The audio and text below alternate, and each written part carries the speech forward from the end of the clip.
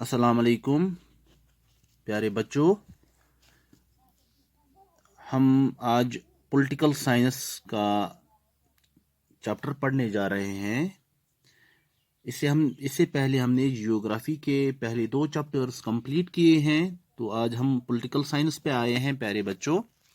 जो social and political life की जो बुक आपके पास है उसको सामने रख के आप देख सकते हैं कि आपका जो पहला चैप्टर है वो किसके बारे में है। वो हमारे कॉन्स्टिट्यूशन के बारे में है या सिंपली इंडियन कॉन्स्टिट्यूशन के बारे में है।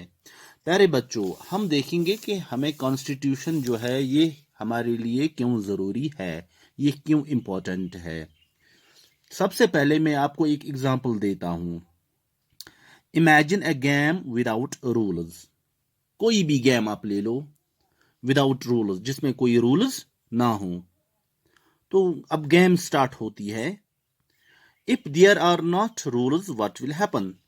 आप खुद अंदाजा कीजिए, अगर उस गेम में रूल ना हो तो क्या हो सकता है।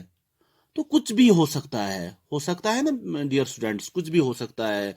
फॉर एग्जांपल फुटबॉल की गेम है या क्रिकेट की गेम है या वॉलीबॉल की गेम है या और कोई गेम है, अगर उसमें कोई रूल ना हो, अगर वो रूल्स के बगैर वो गेम हो तो क्या हो सकता है। तो प्यारे बच्चों, तो आप खुद अंदाजा कीजिए। तो लड़ाई हो सकती है, गेम अच्छे तरीके से नहीं चल सकती है, प्रॉब्लम्स आ सकती हैं गेम में, है ना।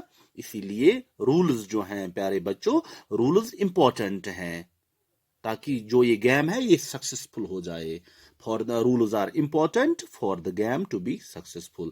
प्यारे बच्चों, हम ये कह सकते हैं कि जो रूल्स हैं ये इंपॉर्टेंट है, ये बहुत ज्यादा इंपॉर्टेंट है, नेसेसरी है, ताकि ये जो गेम है ये सक्सेसफुल बन जाए। ठीक है, किसी किस्म की लड़ाई ना हो, किसी किस्म का झगड़ा ना हो। Rules are important, rules are important. Similarly, इसी तरह से अगर हम एक सोसाइटी की बात करेंगे, समाज की बात करेंगे जहां पे हम रहते हैं, similarly a society is also like a football team. Have you got my point. इसी तरह से हमारी जो सोसाइटी है, हमारा जो समाज है, it is also just like the football team. तो जिस तरह फुटबॉल टीम है, क्रिकेट टीम है, जिस तरह वहां पे रूल्स इंपॉर्टेंट है, इसी तरह से जो हमारी सोसाइटी है उसको गवर्न करने के लिए, उसको चलाने के लिए, उसका इंतजाम करने के लिए रूल्स की जरूरत है ना। Getting my point. तो ये रूल्स अब कहाँ पे हमें मिलते हैं, ये हमें समझना है। ये रूल्स हमें कहाँ से हासिल होते हैं, ये रूल्स हमें कहाँ से मिलते हैं। तो ये रूल्स हमें हमें कॉन्स्टिट्यूशन से मिलते हैं। A written document in which we find such rules is called constitution. एक ऐसा लिखा हुआ डॉक्यूमेंट, एक रिटन डॉक्यूमेंट जिसमें हमें रूल्स मिलते हैं, जिससे हमारी सोसाइटी गवर्न होती है, जिससे हमारी पॉलिटी गवर्न होती है, जिससे हमारा समाज गवर्न होता है, जिससे हमारी गवर्नमेंट गवर्न होती है, जिससे हमारे शहरी गवर्न होते हैं, उसे हम कहते हैं कॉन्स्टिट्यूशन। क्या कहते हैं?